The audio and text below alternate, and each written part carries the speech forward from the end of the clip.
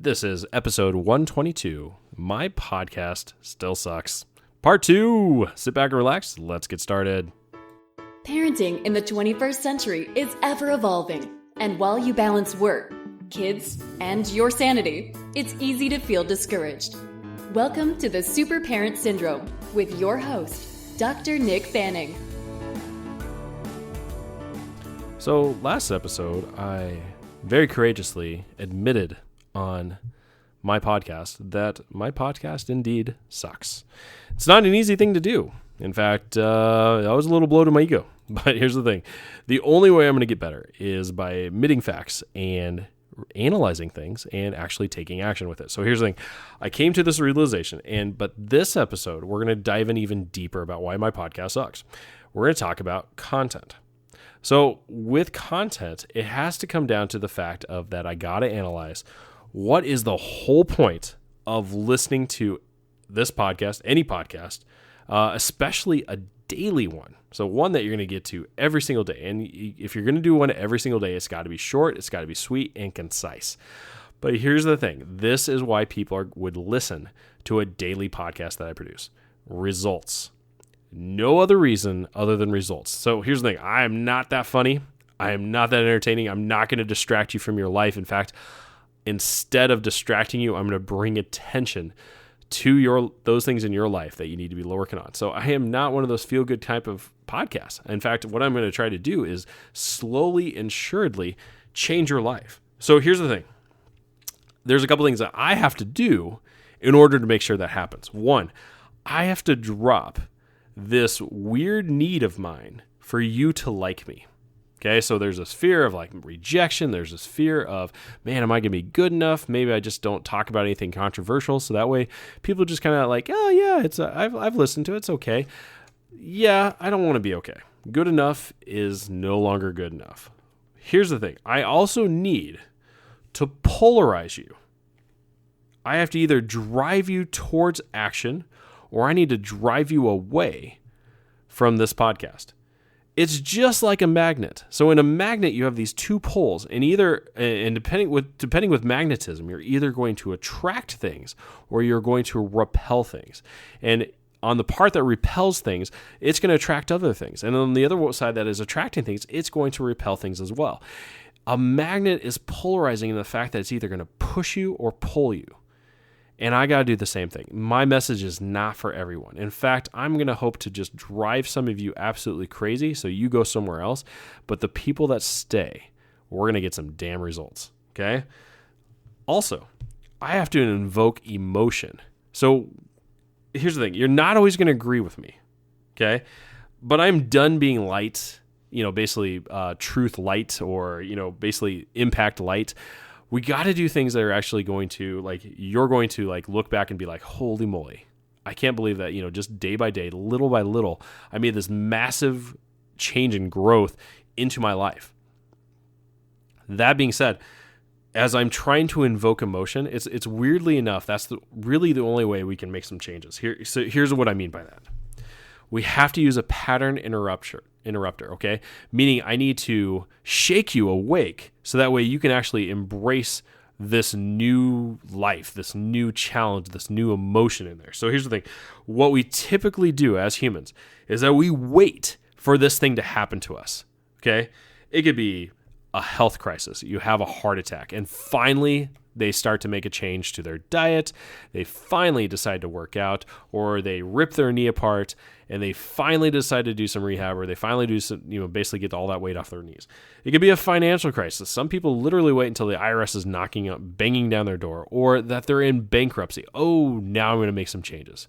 Where I see it most, personally, is I see it in people's health, because I'm a chiropractor, and I see people doing this every single day. So they wait until everything is falling to pieces. And especially as a chiropractor, people wait until they've tried everything else, even like their brother's uncle who does magnets or does, this MLM stuff. And then finally, after all that stuff fails, then they could decide to try me out. So I've seen people who just wait until it's absolute crisis time. I've tried everything else. You're my last hope. Okay, I don't know what that means. I'm their last hope, but it's not good. So I also see it people as far as also a loss of somebody near and dear to them, or some sort of crisis there where it challenges their religious beliefs or their spirituality. They wait till chaos happens, and then they finally decide to dig deep and either strengthen their religious bond or they change that religious bond. Okay, I also see it in divorce. Me personally having experienced that, that's a big one for me. So it's one of those things, like, weirdly enough, it's like people are saying like, oh, well, it's just my partner's fault, or it's my partner's fault, it's my partner's fault. When I get out, I'm going to do this. And you'll see it when people get divorced, then they start working out, they start dressing up again. They're not just wearing their ponytail and sweatpants all the time. They're actually taking care of themselves. They're not just like, hey, I don't shave anymore, and I don't work out, and I have a dad bod +2. They actually start taking care of themselves. They start being romantic again. They start like dating, okay, these other people. Whereas if they would have just settled down and do that with their original spouse, who knows what could have happened. Hey, I've lived it. I look back at it. Who knows? Okay, but here's the thing. Don't wait until this crisis or pattern interrupt happens to you.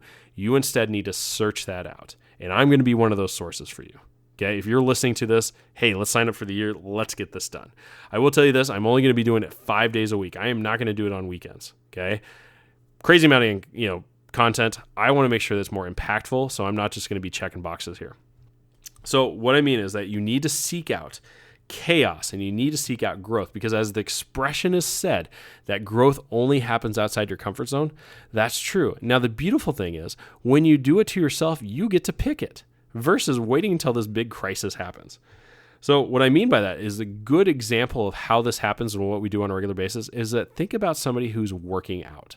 When they work out, they'll try a workout routine for a little while, and then after 30 days or after a few weeks, they'll switch it up. And the reason is we want to make sure our muscles are confused. We want to make sure that, yes, they adapt to a workout, but then we change it so they have to adapt to a different workout, making sure that we have balance in our growth and balance in the way that our body is adapting.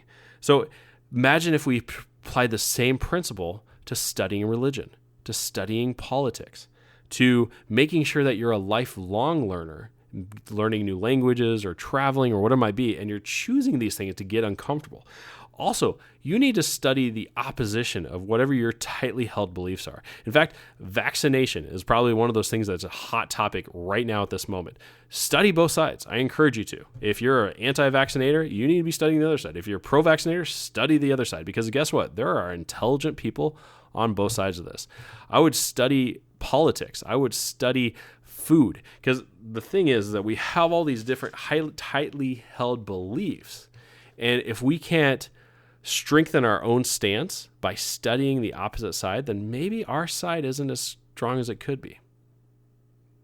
Meaning, if you're like this uber Islam or Christian or whatever it might be, and you can't even fathom to study another religion because you're worried about it affecting your own religion, that might be a wake-up call that you might need to study that, because your own faith might be rocky enough.